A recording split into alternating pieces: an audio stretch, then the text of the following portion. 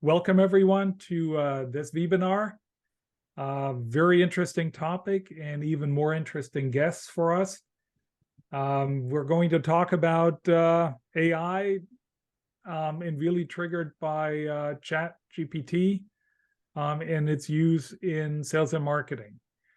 We are recording this and make it available by the end of today, early tomorrow morning on our website. We'll ask everybody to stay muted during the initial portion here. There will be a Q&A at the end. We have someone monitoring the chat, and we'll also open up microphones for Q&A at the end. ChatGPT has been in the news.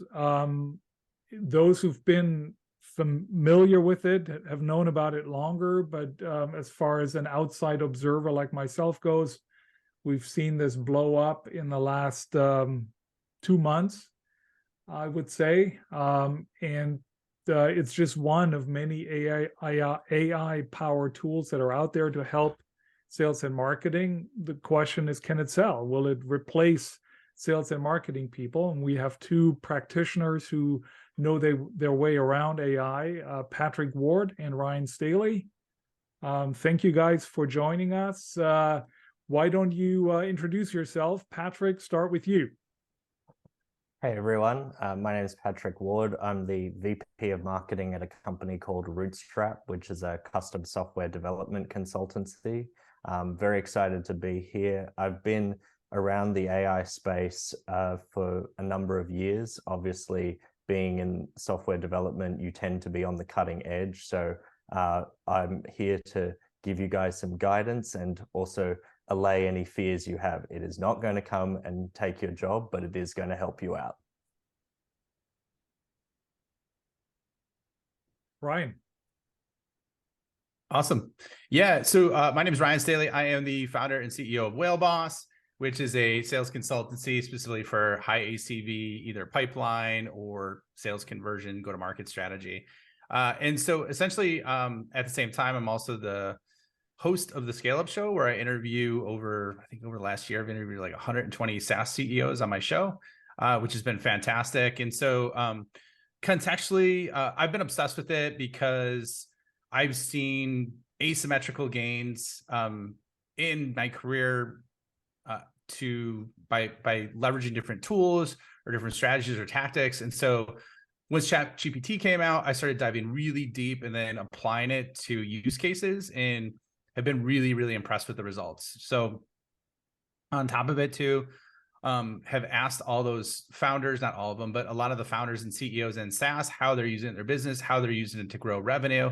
And so I'm really excited about what it could do for us. And at the same time, there are things that you need to think about and be, I would say, concerned about in the future, just with how fast this is changing and happening, because it's different than, I think, any technical evolution we've seen in my entire lifetime. And I'm about 45 years old right now. So just throwing that out there.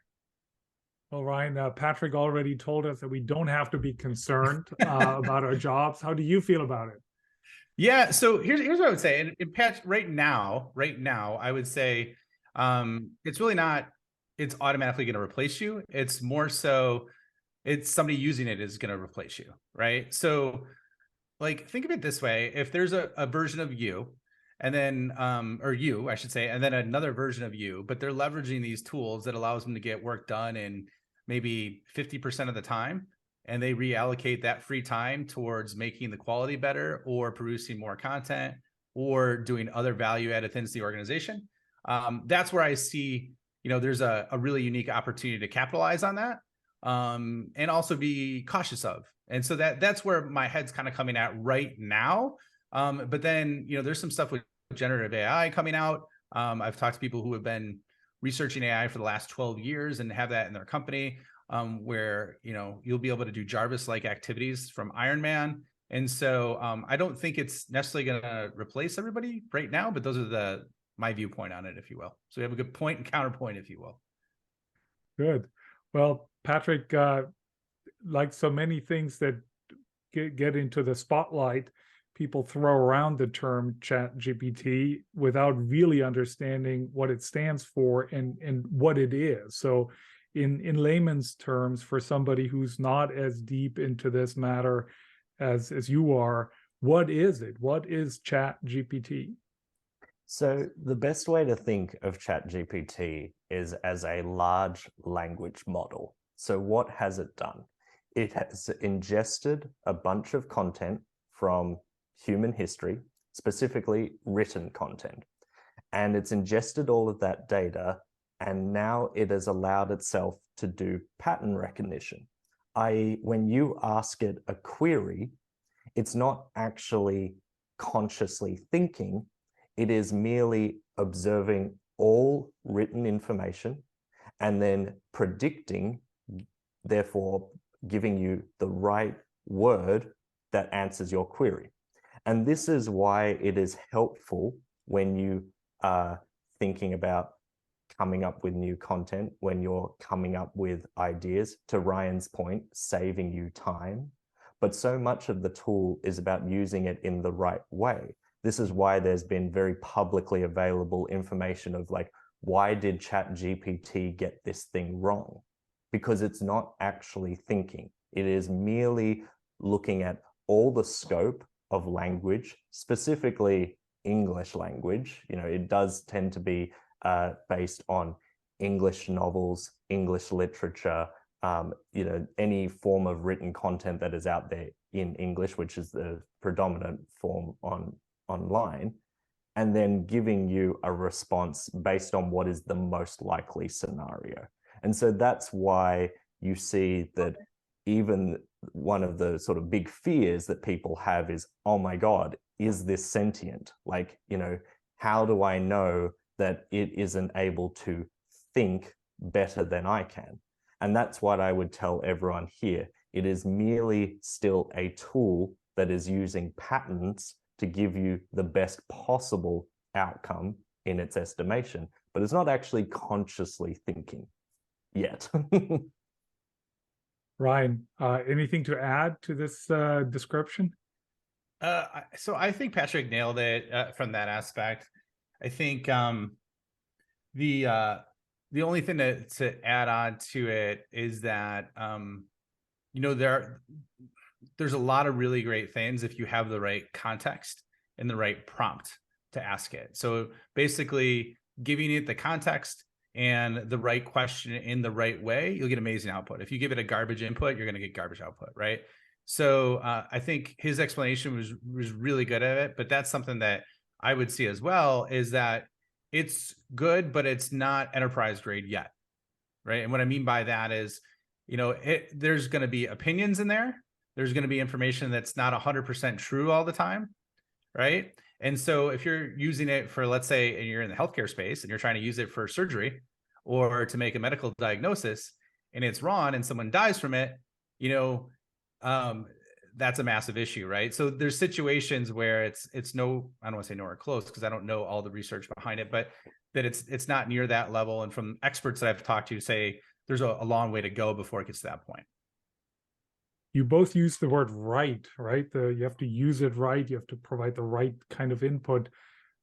Patrick, maybe starting with you, what is, in a practical sales or marketing application, what is the right way to use it? How are you using it today in your business? So the way that I like to think about AI, and the way I like to think about not just ChatGPT, but all AI tools, is I analyze my day-to-day and I look at what are the parts of what I'm doing that are fairly programmatic. And so using an example in my world of marketing, often I'm trying to come up conceptually with new content ideas.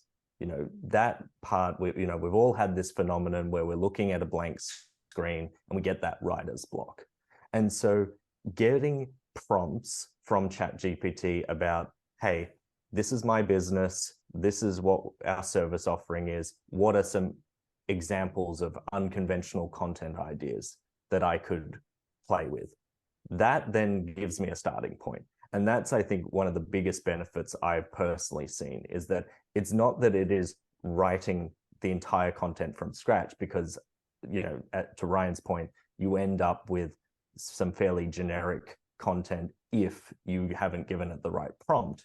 But if you just start that process, then suddenly what might have taken, 2-3 hours staring at a blank screen, suddenly you're off to the races within 5 to 10 minutes. That, I think, is a huge component of it, the ideation stage.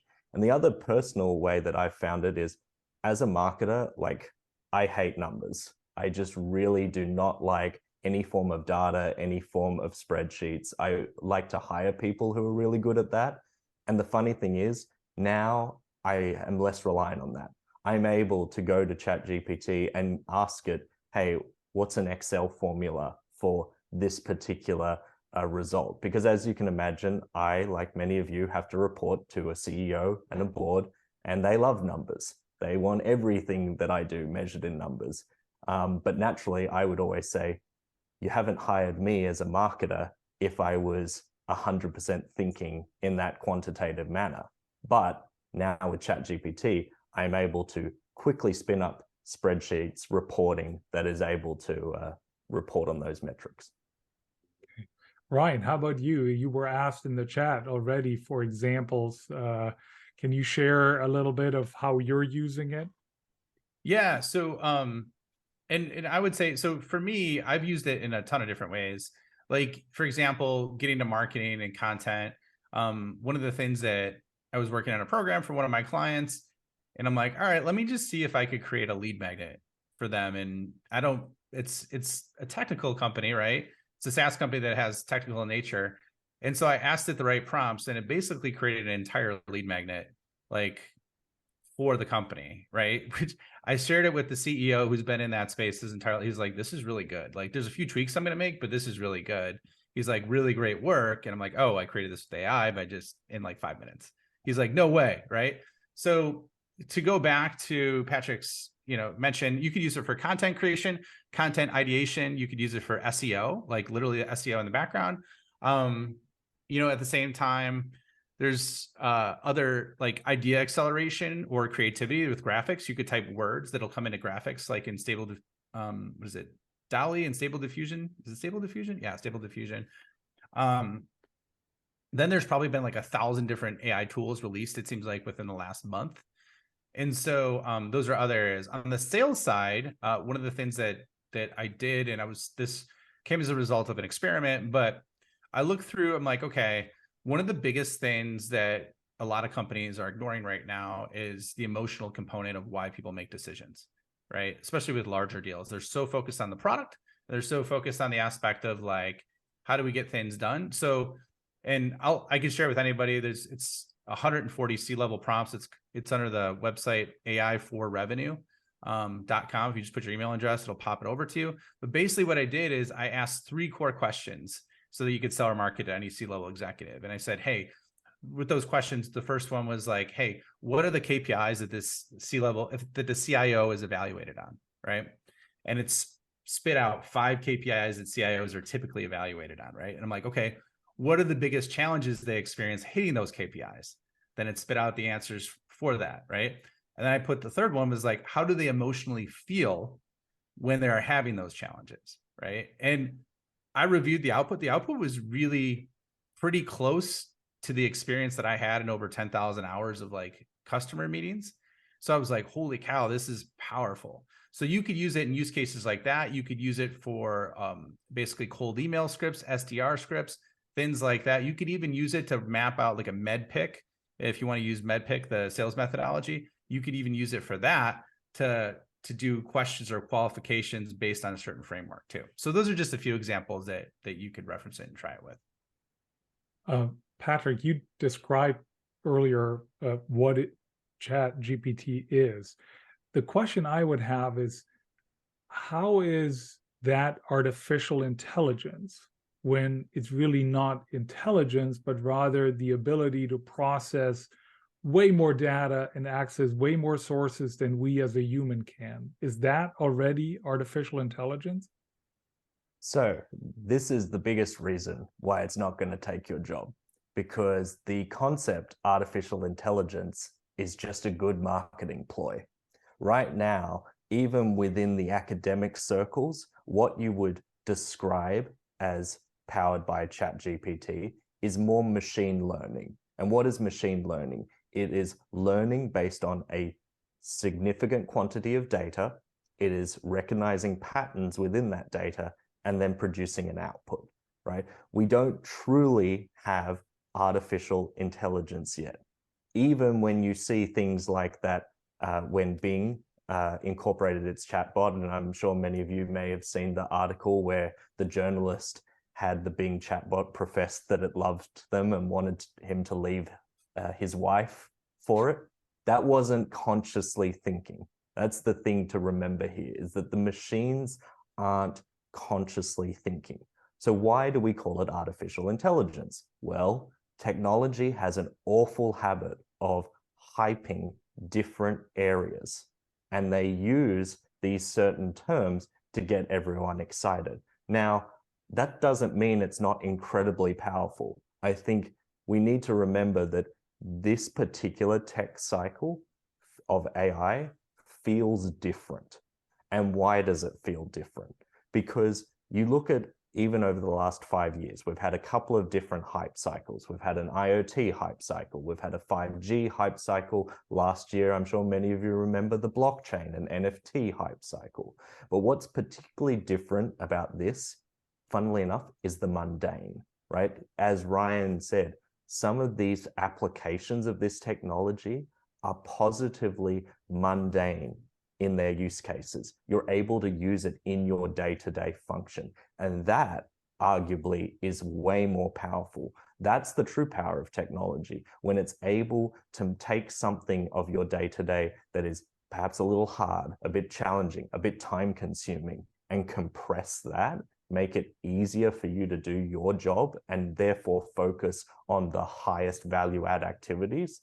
That's when you should be using technology. So yes, we don't need to worry about the term in terms of, is it actually thinking for itself? I'll give you an example. A handful of years ago, I was working with a client. I can't say who they publicly are, but let's just say they are a large consumer electronics space company. We were testing robots for them, and they would go to the edge of a carpet and they would think they were about to fall off a cliff. And so they'd get really scared. The robots would freak out. That's the level of intelligence that these robots are at. Now, when are we looking at true artificial intelligence? Most estimates are looking about 10, 15, 20 years. We need to remember something that I've said from the very start of my career, is that there are core elements of what you do that is human oriented. It's actually really hard to consciously think like a human. And so if you lean into those components of your job, you're going to be fine. Ryan, how do you see AI play into this? Is it intelligence or is it machine learning? I mean, here's the thing, like, for me, I don't really look at it in terms of those semantics. I just look at it in terms of utility, right? Can it do a job or a function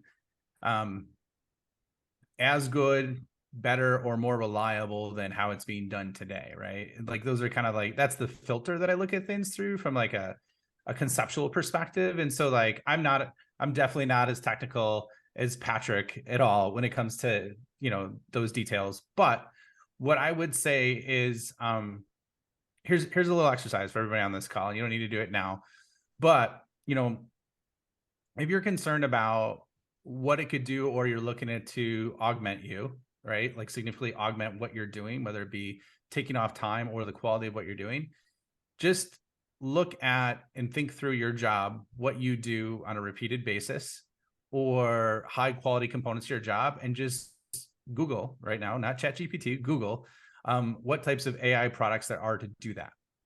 Okay. Then try your job normally, something that you do, a function of your job, and then try it on that tool. A lot of them start off as freemium tools, and then see the difference in result. And so what I would say is that's a good exercise to see what you're doing and to protect yourself and kind of bring yourself to the next level. in my opinion, right? Because that's what I did, and I was blown away with the results. So. Okay. And I'll just quickly add in there, not only to support Ryan's point about Google, but Futurepedia is a great resource. It's collating all of these new AI tools every day. So you can subscribe to email updates from them and just see we're going to continue to see thousands and thousands of new tools every day. And that's a great way that I keep up with what's new in the space. That's good. I never heard of that site before. Futurepedia, huh? Yeah, Futurepedia, just like Wikipedia. But all right, gotta check it out. That's good stuff. Cool. Now, when I asked you to describe examples of how you're using it today, you looked at tasks that you or your people have been doing manually before, and now with the help of a tool, they're able to shed some of those mundane tasks, as you labeled it, Patrick, and focus more on the creative side, on the intelligent side of it. Now, with ChatGPT in particular, in tools like it, are there new business models? Are there entirely new applications that you see that we haven't thought about so far, that are not coming in to help accomplish current tasks, but elevate the use to the next level? Yeah, I think certainly when you look at where we're sitting right now, it's very much in an augmentation of existing work, right? And that's particularly why it's been so influential to the creative spaces, as well as to content generation and content ideation, as Ryan mentioned earlier. Because you look at most of the use cases that are happening right now, it's, can I produce more content with less? Can I produce more tailored content? Can I produce workflows that are able to take away the mundane aspects and compress the time? What would take 4 hours now can be done in a handful of minutes. And so I think that once we get over the hump of this current hype cycle, we will likely start to see more interesting use cases. Certainly, the reason why ChatGPT specifically did so well is because of the interface, right? Any one of us can go into ChatGPT, ask it a question, and we don't need to have any technical knowledge. What is really interesting about the AI space is the next iteration. This is when APIs become really important, and that is going to be incumbent on your technical teams. So the way that I get around that, because obviously if you want any sort of mass market adoption, you need an interface that anyone could use, with, like I said, with ChatGPT. So if you're wanting to know what's the next iteration, this is where you need to be speaking to your technical teams, right? Because we look at what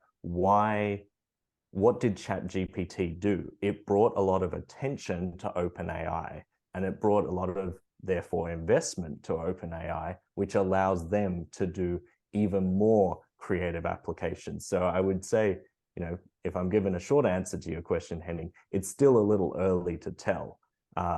What is likely the output of these tools right now is, it'll be a far more improved output in literally 3 months' time, 6 months' time. So definitely watch this space.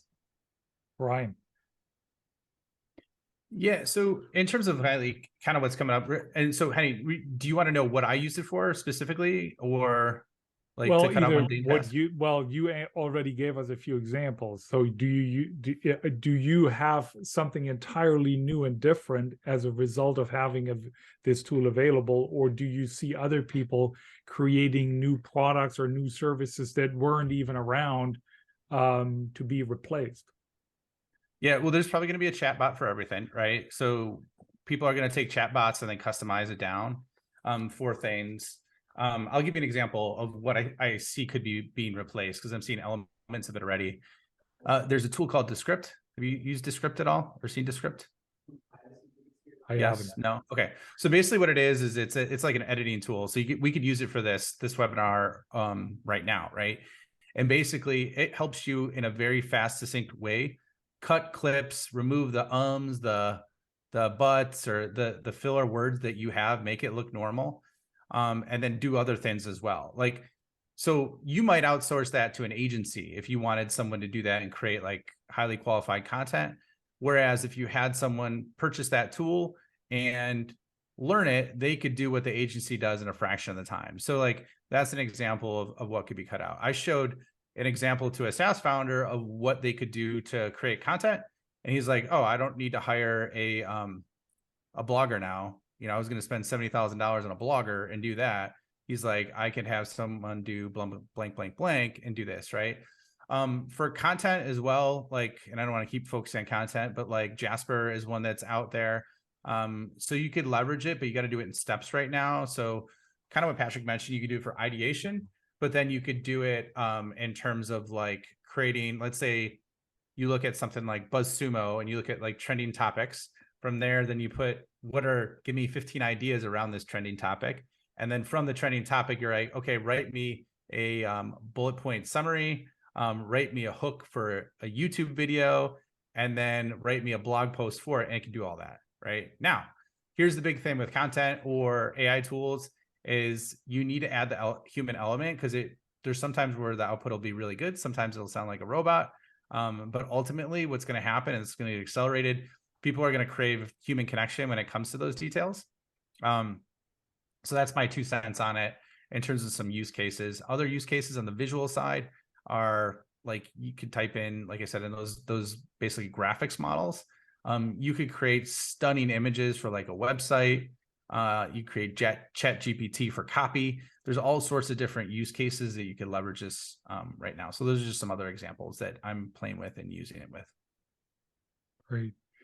Let's move slowly into the Q&A section. There are a few questions in the chat that I'm seeing that are very specific. One is, does ChatGPT give the same answer to everyone? Meaning you ask the exact same question at the exact same time, is it the same answer? Not strictly, because it is generative. So how I described it earlier in this webinar, it is predicting what should come next. And you can even see this for yourself, right? You can ask it a question, it'll give you a response. You can regenerate that response and it'll give you a slightly different one. But you're absolutely right. This is where what Ryan said about the human element is critical. And perhaps this is blasphemy to the technology, but you need to focus on what component of yours that is unique to you, adding stories from your experience. Those sorts of elements, ChatGPT can't do because it doesn't know you, right? And that, I think, is going to be the quickest path to destruction here for poor marketers and poor salespeople. They're going to get really excited about the tool. They're going to let it do a lot of things for them, but without any modification, without any editing. That is the critical component. I would imagine that we're going to see is a massive rise in use cases that come out of ChatGPT, and a bunch of people will fall flat. And then what we will probably be left with is the people who have focused on the human element and the human connection will see even more growth. I think one of the most interesting things about a lot of these AI tools is how quickly it showed one particular example, LinkedIn. I'm sure many of you have experienced their pseudo inspiration, pseudo motivation posts on LinkedIn. It's a lot of trash content. I would hope that now that AI has shown how quickly and easy it is to create that type of content, that gets moved to the side, and we now start focusing on what is the human component? What are the truly unique stories? Who are the real experts in different industries? And they should be able to rise to the top. So always focus on that human element. Ryan, there's another technical question about ChatGPT. Does it store your question in your data? It's in the public domain, so anything you put on there, I wouldn't put customer data on there right now. Now, if you have there might be a different threshold if you have a corporate agreement versus just using ChatGPT, but yeah, definitely do not. I've seen that in some of the forums, like do not put any kind of customer data or confidential data in there because it's viewed as it's in the public domain. So yeah, okay. And then everybody who has a question, please unmute yourself and ask. But for right now, let me ask one more that's in the chat. The difference between machine learning and deep learning. Patrick, you take that one, man. It's probably more in your wheelhouse than me, man. Yeah, so as far as I understand it, and again, this is coming from someone who is not like the most technical, but machine learning is a subsection of deep learning. So deep learning is the large collation of all these different types of like AI pattern recognition. So you can throw image identification in that, you can throw object identification, you can throw machine learning into it, all of those different components. A lot of them become fairly synonymous. Certainly, if you're looking at an academic background, I'm sure they will tell you there is a bit of a distinct difference. But at least for general layman's purposes, you can just think of machine learning as a component of deep learning. Okay, well, thank you. Unmute yourself if you have another question. We'll have guests out. Andrew? Yeah, it's a fascinating topic. So just related to the theme of ChatGPT giving the same answer or not necessarily the same answer, if 10 or 100 people around the world are asking the same question, the point was the responses are not exactly the same. So does that mean that I have my ChatGPT chatbot? I'm interacting with my version, and the more I interact, the more not sentient, but the more that my chatbot is learning about me and my questions and my interest, so that the responses are increasingly accurate and intelligent. Is that the case? Yeah, so this kind of comes back to a point that Ryan made earlier about prompting, right? So what is prompting? Prompting is literally the mechanism by which you are asking questions to ChatGPT. And if you are using the same account that you've registered in order to use it, it is learning more and more as you give it more inputs over time. So you're absolutely right, Andrew. There is a level of tailoring to you. So that's why you almost get into this pseudo conversation with it. You know, it spits out a first prompt. You're like, that's not really good. Make it more concise. Or I want you to act as this expert because that was too generic. Or be a little more unconventional. And you go through these cycles, feeding it data so that then it can, exactly as you say, give it a more personalized response to you. I'll give you all an example. I was having to write a book introduction, and I was basing it on 5 articles that I'd already written. And I was really dreading it. I was like, this is going to take me like 2 days, 3 days. And this was late November, early December. So right in the midst of this hype. And I'm like, let me just see what happens here. So I gave it the 5 articles. I said, act as an author. I want you to analyze these articles, and I want you to turn them into a book introduction on this topic. A few more prompts back and forth a bit later. That was a little too generic, make it a little more concise. What do you know, 15 minutes went by and I had my book introduction. That, I think, is the biggest power here. Less about, and obviously Ryan's point still holds, like you do need to be careful, don't use things that are, you know, confidential client information, because it doesn't care. It doesn't know any better. It will just take that information and run with it. But in this use case, I was happy to do it because these articles were already published online and they were already public. When you can give it specific information like that, you're going to get a better output that's tailored for your use case, rather than just going, the very simple. Like, the more information you give it, the better answer it can give back. So will the value of human output and intelligence go down and down and down? If 5 years ago, I contracted you for your expertise and wisdom and insight, and I paid a premium because you're the only one that can deliver what you delivered, or you're one of few. So I paid a premium for that. Now, 3 years from now, what you are sending me, what you're delivering, do I have a way to see if it's ChatGPT generated or if it's coming out of your experience and wisdom? And so the more I see, oh, well, what you're sending me is AI generated. So the price that you're charging for you loses that premium. I would say it actually preserves the premium if you lean into expertise, true expertise. And that, to your point, Andrew, comes back to both sides of the equation, understanding what expertise is, right? So if you're in a particular industry and you have exceptional knowledge, that knowledge, as long as someone else is valuing that knowledge, they too should be able to see that what you are providing is of a higher caliber. I'll give you a practical example.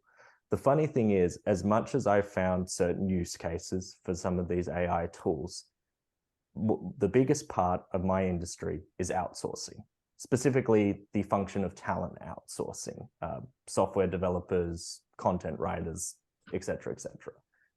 And I've asked ChatGPT a bunch of different questions to try and see, does it know my industry better than me? And the funny thing is, it hasn't, because it's analyzed the written word and it's analyzed the words of people in the past. This is, I think, one of the critical components of, like, when you ask, what is a human element? Truly original thought. That is something that these AI tools cannot do. They are learning based on existing data. You might think they're generating something new, but it is still based on something that has been created from scratch by a human. And that's, I think, where we need to focus, right? When we talk about this idea of synthesis, right? Humans are able to take very disparate ideas from many different places and synthesize them into a cohesive concept that can support a business model, can support a revenue tactic, regardless. That ability is very human, and it is still takes enormous computation power. What we also need to remember, it takes a small city worth of energy to run ChatGPT servers. Many of you may have come across it where you've logged in and it said, sorry, our servers are overloaded. There's enormous amounts of energy. What if I told you that you had more energy than that operating right here, up in your brain? That's the thing we need to remember. These tools are amazing. They're going to help us do enormous potential, but don't discount your own value as an individual human. Have you seen Humans 2.0? Yep. Thanks. Great. That's fascinating. Thank you, Andrew. Other questions? There's a number of tools that provide almost like industry-like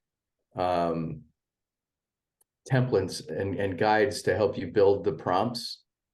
And with the release of ChatGPT, it's just, interact with it and become a prompt engineer. And I'm just wondering how you see the marketplace unfolding for those guided tools versus the open chat format. I can answer this one. So I think right now prompt engineering is like massively critical.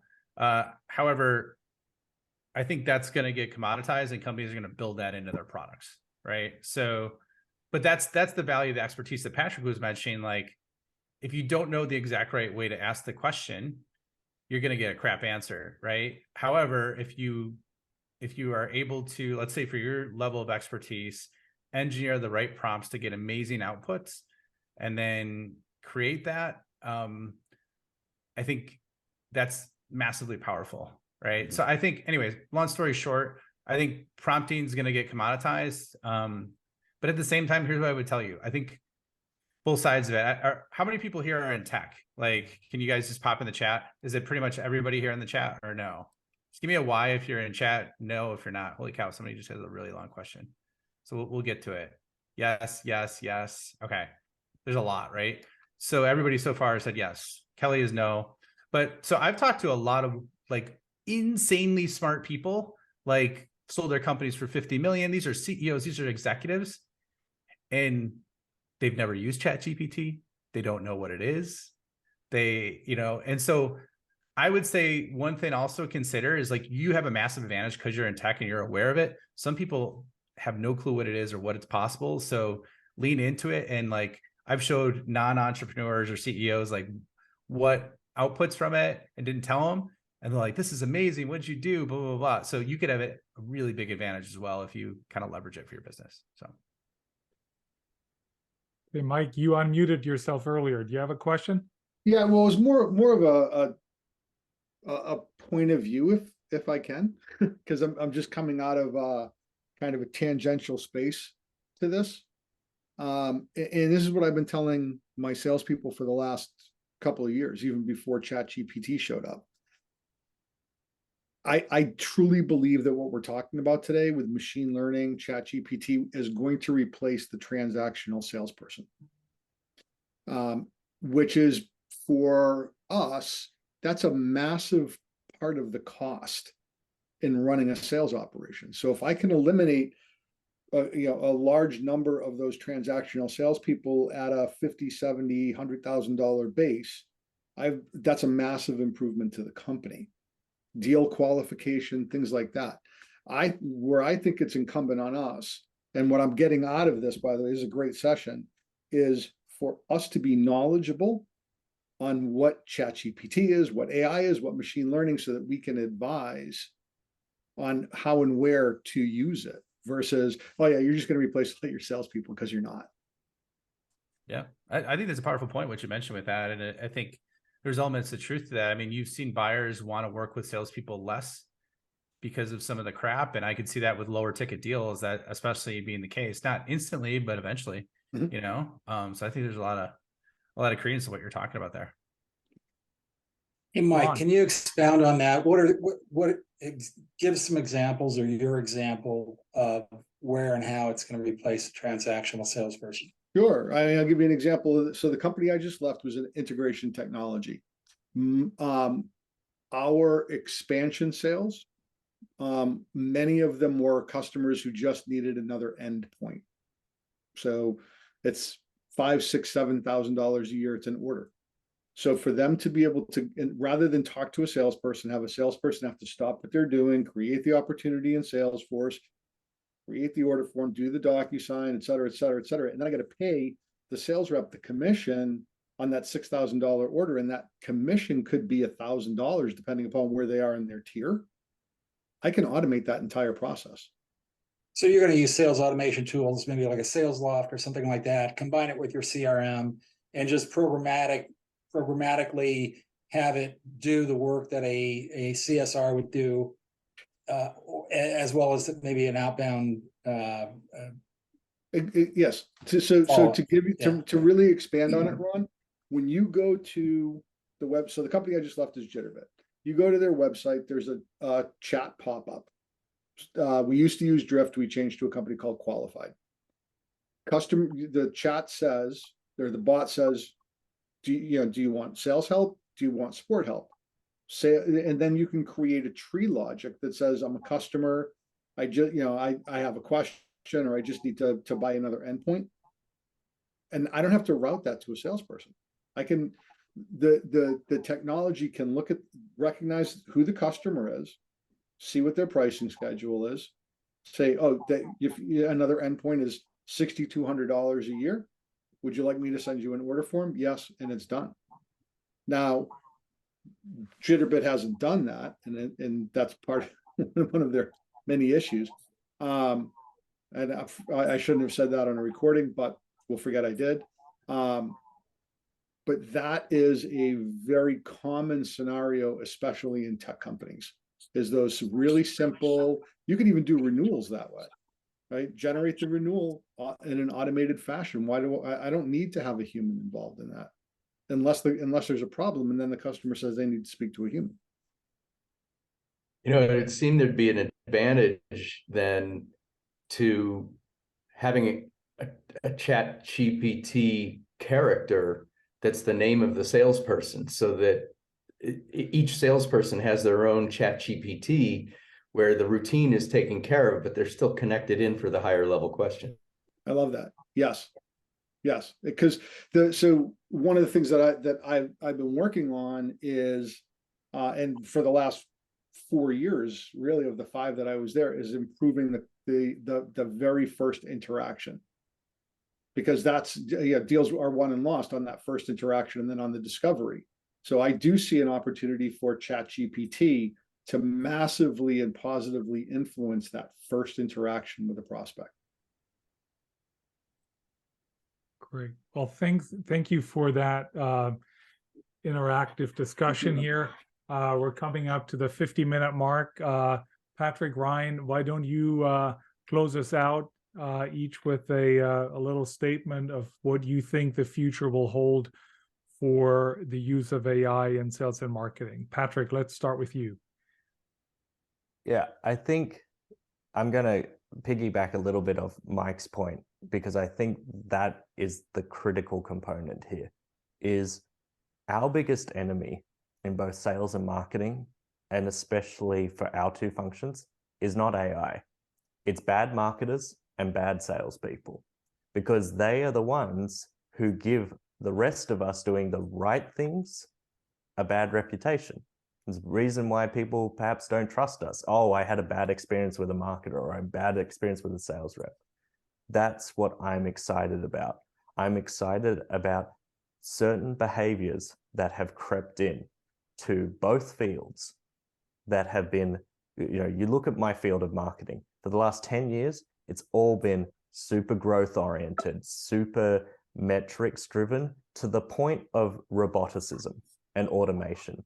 And what I'm hoping out of this new genesis of AI is that people who are true experts in their field, who can truly understand customer needs and wants, are going to accelerate. And a lot of those bad practices get slowly eradicated. Because I can tell you, our buyers don't like it that way. Our buyers certainly want to have real conversations with humans when they need to. And when they don't need to, they want a pure, seamless, transactional experience, because they already have it.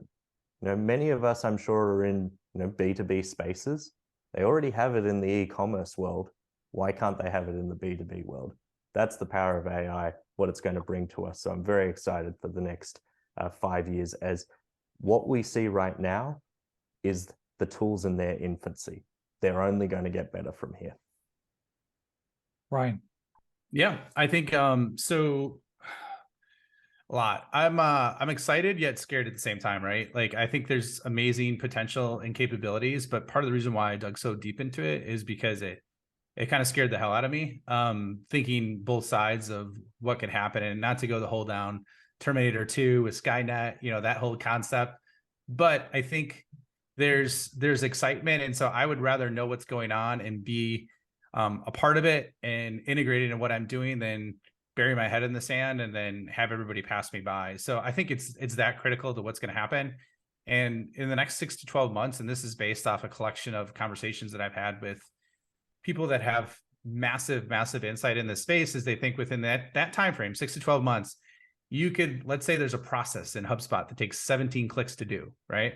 You could literally say, like, basically voice, text, graphics and video will all be integrated together in an AI format where you could tell HubSpot, hey, run a campaign that's 9 steps to this list.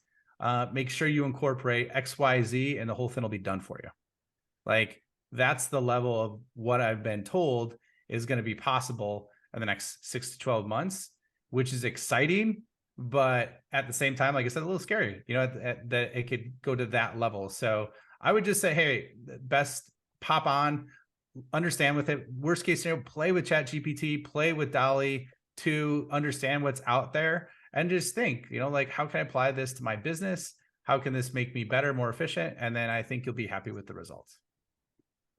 Thank you, Ryan. Thank you, Patrick. To your point, Ryan, I took some notes of things that I am going to try in ChatGPT now when we're done with this call.